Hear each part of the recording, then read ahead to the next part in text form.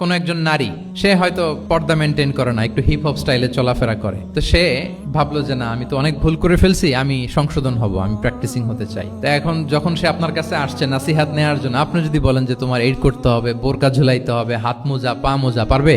এ বলবে আগে যা ছিলাম ভালোই ছিলাম। তাকে একটু একটু করে বোঝাতে হবে, মানে এই হেজাব এটা কেন, হ্যাঁ, কাভারিং আওরা এটা কেন, কেন এটা করতে, এটা বেনিফিটটা আগে বুঝালেন যে Islam consider women as a queen, নারীকে ইসলাম কি হিসেবে কনসিডার করে?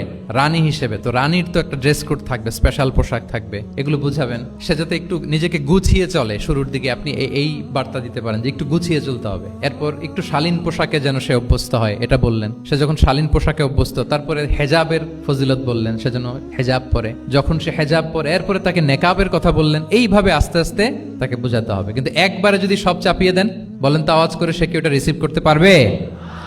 কারণ এই যে গ্রাজুয়ালিটি আর তাদাররুজ, এই সিস্টেমটা আপনি ভায়োলেট করেন নাই। একটু একটু করে বললে এটা মানুষের ফিতরাতের সাথেও যায়, তার নেচারের সাথেও যায়। আমরা মদ হারাম হওয়ার কথা জানি, কয়টা স্টেপে হারাম হয়েছিল মদ?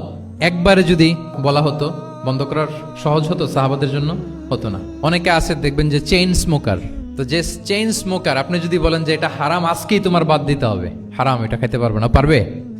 ও দুনিয়া সব বাদ দিতে পারবে, সিগারেট বাদ দিতে পারবে না। তো তারে কি করতে হবে? ফ্লেক্সিবিলিটি দিতে হবে, যে আস্তে আস্তে ছাড়েন।